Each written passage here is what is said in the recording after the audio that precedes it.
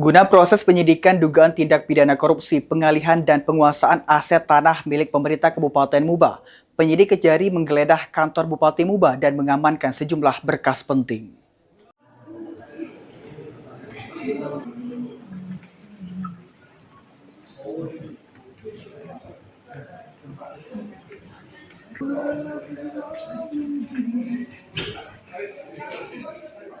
Tim penyidik Kejaksaan Negeri Musi Banyuasin kembali melakukan penggeledahan lanjutan dalam perkara dugaan korupsi aset daerah.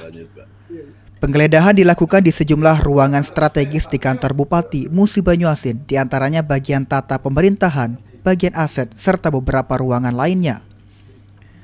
Penggeledahan merupakan lanjutan dari sebelumnya, di mana pada Kamis 9 April 2026 lalu, tim penyidik juga telah menggeledah kantor PT Pancaroba Group di Sekayu dan mengamankan puluhan dokumen.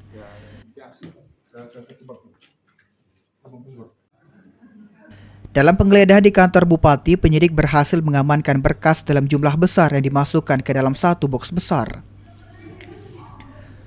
Dokumen-dokumen tersebut diduga berkaitan dengan administrasi dan riwayat kepemilikan aset tanah milik pemerintah Kabupaten Muba yang saat ini tengah diselidiki.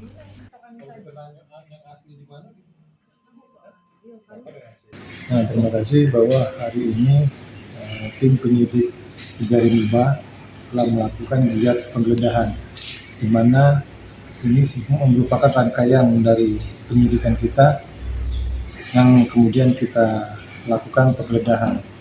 Tujuan penggeledahan ini adalah untuk menemukan barang bukti hingga dapat memperjelas perkara penyidikan yang sedang kita tangani. Dan penggeledahan ini kan upaya paksa dari penyidikan.